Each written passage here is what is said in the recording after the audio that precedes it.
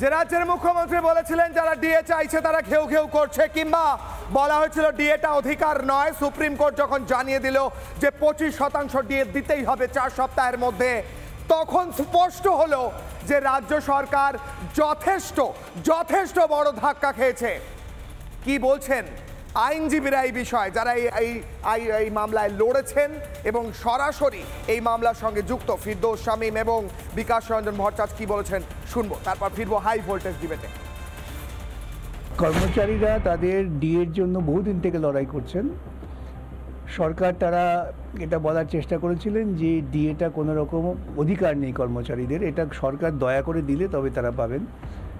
তার বিরুদ্ধে লড়াই করে হাইকোর্ট তারা নির্দিষ্টভাবে রায় ঘোষণা করেছেন যে ডিএটা হচ্ছে কর্মচারীদের একটা আইনি অধিকার এবং সেটা দিতে সরকার আইনত বাধ্য। আজকে সুপ্রিম কোর্ট একটা অন্তর্বর্তীকালীন আদেশ দিয়েছেন যে যত ডিএ বকেয়া হয়েছে, যে পরিমাণ টাকা কর্মীরা পেতে পারতেন, সেই বকেয়ার 25% টাকা কর্মচারীদের অবিলম্বে দিয়ে দিতে হবে, তবেই মামলার শুনানি হবে আগস্ট মাসে। যে ডিএ মামলাটি ছিল সেই মামলায় সুপ্রিম কোর্ট নির্দেশ দিলেন যে 25% অন্তর্বর্তীকালীন নির্দেশ হিসেবে 25% এরিয়ার ডিএ সেটি রিলিজ করতে হবে। আমরা এই মামলায় 6 বার জিতেছি, স্যাট এবং হাইকোর্ট মিলে। আজকে সর্বোচ্চ ন্যায়ালয় বলেছেন যে এটি এই এসএলপিটি রাজ্য সরকার করা এসএলপিটি আজকেই ডিসমিস করে দিত, কিন্তু যে এর একটা যেহেতু অল ইন্ডিয়া রেমিফিকেশন রয়েছে তাই শুনবে। কিন্তু এখন তাদের প্রথমে বলেছিল 50%, পরবর্তীতে আদালত নির্দেশ দেন যে না 25% তাদের ডিএ রিলিজ করতে হবে। কিশোরের অগ্নিবাণে আজকে যে প্রশ্ন করব আমি, আজকের যে অগ্নিবাণ, আজকে যে বিষয় আলোচনায় ঢুকবো, হাই ভোল্টেজ ডিবেটে ঢুকবো, আগে প্রশ্নটা বলি তারপর বলবো কেন এই প্রশ্ন করছি। আজ কিশোরের অগ্নিবাণে আজ আমার প্রশ্ন, ডিএ থেকে চাকরিহারা এই রাজ্য আজ সর্বহারা। কেন বলছি সর্বহারা? যারা সব হারিয়েছে তারা কি? তারা তো সর্বহারা।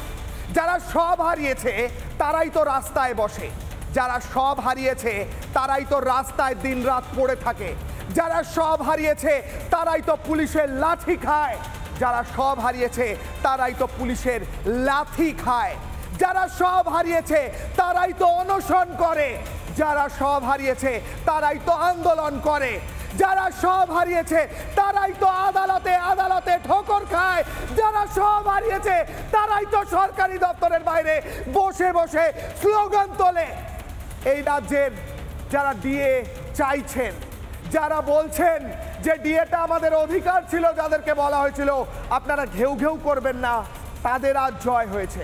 সুপ্রিম কোর্ট জানিয়েছে যে 4 সপ্তাহে তাদের ডিএ 25% বকেয়া মেটাতেই হবে, আর বাকিটা সেটাও মেটাতে হবে, পরে শুনানিতে বলা হবে। আর অন্যদিকে যারা চাকরিহারা, যাদের চাকরি গিয়েছে তারাও তো কোর্টে গিয়েছেন, তাদের মামলাও শোনা হচ্ছে, কিন্তু তারা রাস্তায় বসে যখন আন্দোলন করেন তখন তাদের উপর নির্বিচারে লাঠি চলে, তাদের হাসপাতালে পাঠানো হয়। এই ম্যানেজমেন্ট যদি হয় রাজ্য সরকারের, এই যদি রাজ্য সরকারের এই বিভিন্ন ইস্যুতে রাজ্য সরকার এইভাবে যদি সামলায়, তাহলে এই রাজ্যের সর্বহারা যারা রাস্তায় বসে আছেন, তারা এই রাজ্য সরকারের মাথায় যারা বসে আছেন তাদের টেনে রাস্তায় নামাবেন, এমনটাই স্পষ্ট হচ্ছে। নানা ধরনের কন্টেন্ট দেখার জন্য লাইক করুন, শেয়ার করুন আমাদের ফেসবুক পেজ, সাবস্ক্রাইব করুন আমাদের ইউটিউব চ্যানেল। পাশাপাশি অন্যান্য ব্রেকিং নিউজের জন্য অবশ্যই চোখ রাখুন রিপাবলিক বাংলায়।